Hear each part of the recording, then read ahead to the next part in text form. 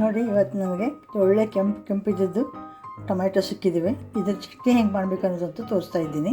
2 tomato ತೊಗೊಂಡಿದ್ದೀನಿ, ಆಮೇಲೆ ಒಂದಿಷ್ಟು ಈರುಳ್ಳಿ ಇನ್ನು ಸಣ್ಣದಾಗಿ 2 ಹೆಚ್ಚಿಟ್ಕೊತಾ ಇದ್ದೀನಿ. ಇದಕ್ಕೆ 2 ಹಸಿಮೆಣಸಿನ್ಕಾಯಿ ಖಾರಕ್ಕೋಸ್ಕರ, 2 ಒಣ ಮೆಣಸಿನ್ಕಾಯಿ, ಬ್ಯಾಡಗಿ ಮೆಣಸಿನ್ಕಾಯಿ ಕಲರ್ಗೋಸ್ಕರ ಹಾಕ್ತಾಯಿದ್ದೀನಿ. ನೋಡಿ, ನಾನು ಒಂದೂವರೆ ಸ್ಪೂನಷ್ಟು ಕಡಲೆಬೇಳೆ, ಒಂದು ಸ್ವಲ್ಪ ಉದ್ದಿನಬೇಳೆ, ಆಮೇಲೆ ಜೀರಿಗೆ, ಹರಿದ ಇದು ಮೆಣಸು ಇದನ್ನು ಹುಡ್ಕೋತಾ ಇದ್ದೀನಿ.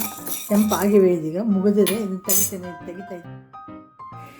ನೋಡಿ, ನಾನು ಹಣ್ಣು ಟೊಮ್ಯಾಟೊ ತುಂಬ ಕೆಂಪಿದ್ದು ಸಿಕ್ಕಿದ್ದು, ಅದನ್ನು ಚಟ್ನಿ ಮಾಡ್ತಾಯಿದ್ದೆ. ಈಗ ಇದು ಮಾಡೋ ವಿಧಾನ ನೋಡಿ. ನಾನು ಏನು ಮಾಡಿದ್ದೀನಿ, ಒಂದು ಸ್ವಲ್ಪ ಡ್ರೈ ರೋಸ್ಟ್ ಮಾಡ್ಕೊಂಡಿದ್ದೀನಿ.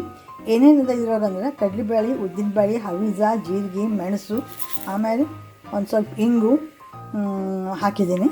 ಆಮೇಲೆ ಇಲ್ಲಿ ನೋಡಿ ಏನೇನು ಮಾಡಿದ್ದೀನಿ ಅಂದರೆ, ಸ್ವಲ್ಪ ಇಂಗು ಏನು ಮಾಡಿ ಇದರಲ್ಲಿದೆ. ಇದನ್ನು ಹಾಲು ಹಿಂಗಿದು 1 ಡ್ರಾಪ್ ಎಣ್ಣೆಯಲ್ಲಿ ಹಿಂಗೆ ಕರ್ಕೋಬೇಕು, ತುಂಬ ಸುವಾಸನೆ ಬರ್ತದೆ.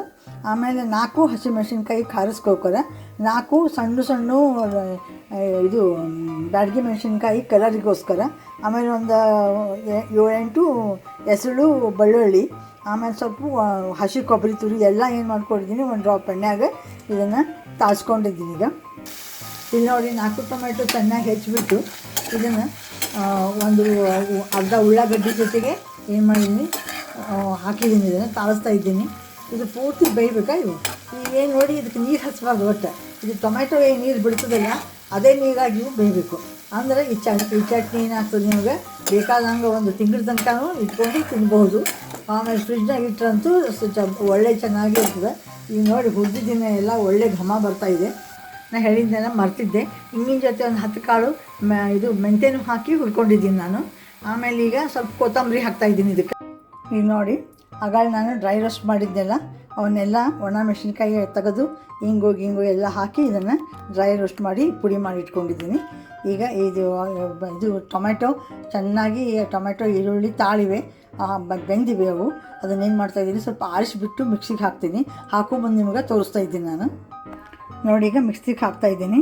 ಆರಿದು ಇದು ಟೊಮೆಟೊ ಮತ್ತು ಈರುಳ್ಳಿ ಹಾಕಿಬಿಟ್ಟು ಇದನ್ನು ಮಿಕ್ಸ್ ಮಾಡ್ತಾಯಿದ್ದೀನಿ. ಈಗ ಇದನ್ನು ಮಿಕ್ಸ್ ಮಾಡಿಬಿಟ್ಟು ಸ್ವಲ್ಪ ಬೆಲ್ಲ ಹಾಕಿದ್ದೀನಿ, ಉಪ್ಪು ಹಾಕಿದ್ದೀನಿ. ಎಲ್ಲ ಏನು ಮಾಡ್ತೀನಿ, ಸಣ್ಣದಾಗಿ, ಅಷ್ಟೊಂದು ಸಣ್ಣದು ಬೇಡ, ಒಟ್ಟು ರುಬ್ಬಿ ನಿಮಗೆ ತೋರಿಸ್ತಾ ಇದ್ದೀನಿ. ನೋಡಿ, ಕೆಂಪು ಚಟ್ನಿ ರೆಡಿಯಾಗಿದೆ. ತುಂಬ ಅಂದರೆ ತುಂಬ ರುಚಿಯಾಗಿದೆ. ಇಷ್ಟು ಇಂಗ್ರೀಡಿಯೆಂಟ್ಸ್ ಹಾಕಿ ಮಾಡಿದರೆ ತುಂಬ ರುಚಿ ಆಗ್ತದೆ. ಇದಕ್ಕೆ ಬೇಕಾದ್ರೆ ನೀವು ಇನ್ನೊಂದು ಸಾಸಿವೆ ಮತ್ತು ಕರಿಬೇವು, ಒಣ ಮೆಣಸಿನ್ಕಾಯಿದು ಒಗ್ಗರಣೆ ಕೊಟ್ಕೋಬೋದು.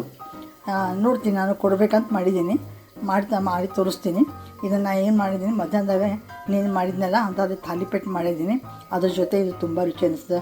ದೋಸೆ, ಇಡ್ಲಿ, ಪಡ್ಡು, ಚಪಾತಿ ಎಲ್ಲಿಗೂ ಇದು ಹೊಂದುತ್ತದೆ. ಈ ರೀತಿ ನೀವು ಒಂದು ಮಾಡ್ಕೊಂಡು ನೋಡಿ. ಚಲೋ ಅನಿಸಿದ್ರೆ ಒಂದು ಕಾಮೆಂಟ್ ಮಾಡಿ, ಲೈಕ್ ಮಾಡಿ, ಶೇರ್ ಮಾಡಿ, ಸಬ್ಸ್ಕ್ರೈಬ್ ಆಗಿ. Thank you very much for watching my channel. Thank you.